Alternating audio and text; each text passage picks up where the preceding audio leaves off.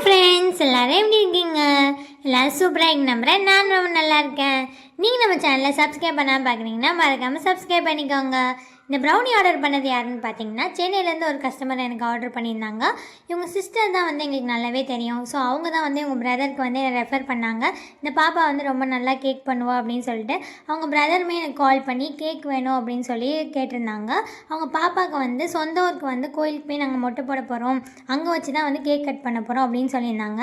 So வந்து travel வந்து time கொஞ்சம் கூட இருக்கனால கேக் வந்து மெல்ட் ஆயிரும், நான் வேணால் ப்ரௌனியில் வந்து கேக் மாதிரி பண்ணி தரவா அப்படின்னு சொல்லியிருந்தேன். அவங்களும் எங்களுக்கு எதுனாலும் ஓகே தான் அப்படின்னு சொல்லிட்டாங்க.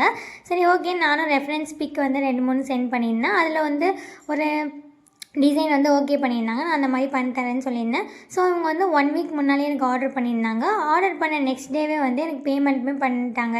ஸோ நானும் அவங்கள பார்த்ததில்ல, அவங்களே என்னை பார்த்ததில்ல. ஆனால் என் மேலே இருக்க நம்பிக்கையில் வந்து பேமெண்ட்டும் பண்ணிட்டாங்க. நான் வந்து பெஸ்ட்டாக அந்த கேக்கை வந்து பண்ணி கொடுக்கணும் அப்படின்னு சொல்லி நினச்சிருந்தேன். அந்த ப்ரௌனி மேலே வந்து ஷார்ட்ஸ் மாதிரிலாம் வச்சுட்டாங்க அப்படின்னு சொல்லியிருந்தாங்க. ஓகே, நான் செஞ்சு தரேன் அப்படின்னு சொல்லியிருந்தேன். ஸோ ப்ரௌனியில் வந்து சாக்லேட் கோட்டிங்லாம் கொடுத்துட்டு இதுக்கு மேலே வந்து ஒரு டிசைன் மாதிரி இருக்கட்டும் அப்படின்னு சொல்லிட்டு கிட்கேட் வந்து கார்னரில் வச்சுருந்தேன். அதுக்கப்புறம் அவங்க கிட்ட ஷார்ட்ஸு நானுமே வந்து என்னோடய சாக்லேட் மோல்டில் வந்து குட்டி குட்டி சாக்லேட்லாம் ரெடி பண்ணி வச்சுருந்தேன். ஹார்ட் ஷேப்பில், ஸ்டார் ஷேப்பில், அப்புறம் டாட் மாதிரி அப்படி வந்து மில்க் சாக்லேட், ஒயிட் சாக்லேட் ரெண்டுலேயுமே வந்து மிக்ஸ் பண்ணி ரெடி பண்ணியிருந்தேன். அது எல்லாத்தையுமே இந்த கேக் மேலே வந்து செட் பண்ணேன். ஸோ பார்க்கவே வந்து ரொம்ப சூப்பராக இருந்துச்சு. அவங்க பாப்பாவோட நேம் வந்து கனிஷ்கா. ஸோ ஹாப்பி பர்த்டே கனிஷ்கான்னு அதையும் வந்து சாக்லேட் லெட்டர்ஸில் ரெடி பண்ணி வச்சுட்டேன். ஸோ இவங்க வந்து இந்த ப்ரௌனியை முடிச்சுட்டு அவங்க சிஸ்டர் வீட்லேயே வந்து எங்களை டெலிவரி பண்ண சொல்லிட்டாங்க.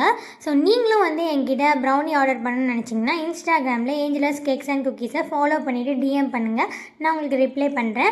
நம்ம ப்ரௌனியோட குவாலிட்டி வந்து பக்காவாக இருக்கும். ஸோ என்னோடய ப்ரௌனியோட குவாலிட்டிக்கு நான் கேரண்டி. ப்ரைஸ் வந்து கூட இருக்கும்னு நீங்கள் நினைக்காதீங்க. நீங்கள் கொடுக்குற மணிக்கு வந்து ரொம்பவே ஒர்த்தாக இருக்கும். ஏன்னா நான் வந்து ஃபுல்லாகவே பட்டரில் தான் பண்ணுறேன்.